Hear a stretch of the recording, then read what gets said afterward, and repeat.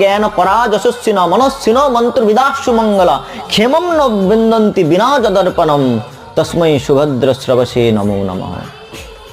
তাহলে সেগুলি ক্ষেম দান করতে পারে না, ফল দান করতে পারে না। তপস্বীর তপস্যা, জ্ঞানীর জ্ঞান আর কর্মীর নিষ্কাম কর্মযোগের অনুষ্ঠানও তাকে পরম ফল দান করতে পারে না যদি সেটা ভগবানের সঙ্গে যুক্ত না হয়, ভক্তির সঙ্গে যুক্ত না হয়।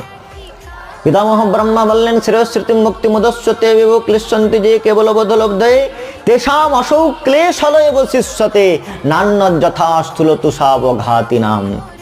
যদি সেটা পরিশেষে ভক্তিতে যুক্ত না হয়, ভগবত ভক্তিতে রূপান্তরিত না হয়, তাহলে যেমন করে তুষকে কুড়লে কখনো তুণ্ডুল অথবা চাল পাওয়া যায় না, তুষকে কুড়লে কখনো চাল পাওয়া যায় না, কোটার পরিশ্রম মাত্র সার হয়, তেমনি ভক্তিকে অনাদর করে অন্যান্য সাধনে আগ্রহ করলে ওই প্রকার পরিশ্রম মাত্র